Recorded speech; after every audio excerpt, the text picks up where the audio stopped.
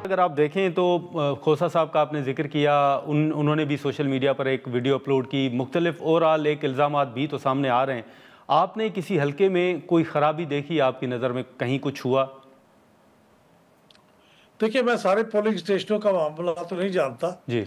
इसलिए कोई हुई भी हो तो कोई आदमी उसको रूल आउट नहीं कर सकता।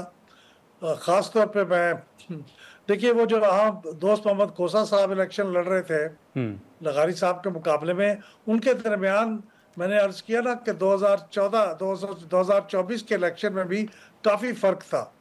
हालांकि लगारी साहब उस वक्त पीएमएलएन के कैंडिडेट नहीं थे, लेकिन अब फ़र्क बढ़ गया है और मेरे ख्याल में पीएमएलएन पीपीपी के खिलाफ कोई रिगिंग शायद करना उसके लिए मुमकिन ना होता, ठीक है। क्योंकि वो उनके कोलिशन पार्टनर हैं, तो इसलिए कोई ऐसी रिगिंग तो नहीं हो सकती जो पकड़ी जाए। लेकिन मैं हरीपुर के बारे में कुछ नहीं कह सकता। लेकिन आप मुताबिक हरीपुर में गड़बड़ के इम्कानात हैं? यानी सर्कमस्टांशियल एविडेंस ये कहती है कि वो तकरीबन आगे पीछे हो रहे थे और अचानक फिर उनकी लीड बढ़ गई और वो ज़्यादा हो गई, और वो लीड भी इतनी ज़्यादा है कि वो मुझे उम्मीद नहीं थी कि इतनी ज़्यादा लीड होगी। तो इसलिए आज से मैं कहता हूँ कि वहाँ पे ज़रा देखिए ना,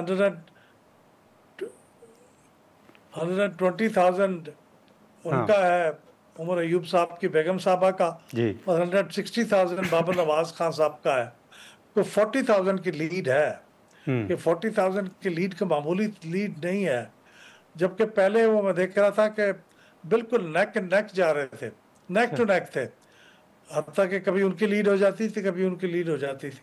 तो ये सर्कमस्टांशियल, यानी ये हो सकता है बगैर कोई इसमें कोई ज़रूरी नहीं कि कोई लाज़मी बेईमानी हुई, लेकिन यहाँ हो सकता है इम्कान।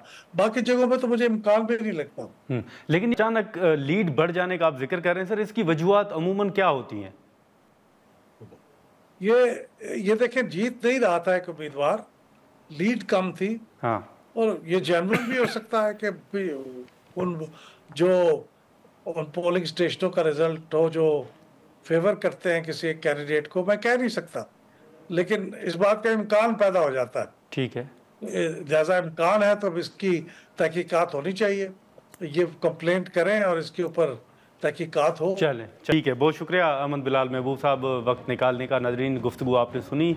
अब जो ज़िमनी इलेक्शन के हवाले से मुस्लिम लीग नून का दावा था, या उस हवाले से ख़ास तौर पर जो हरीपुर के हवाले से बात की जा रही है, उस हवाले से अहमद बिलाल महबूब साहब भी समझते हैं कि हो सकता है, इम्कानात हैं कि वहाँ पर कुछ गड़बड़ हुई हो।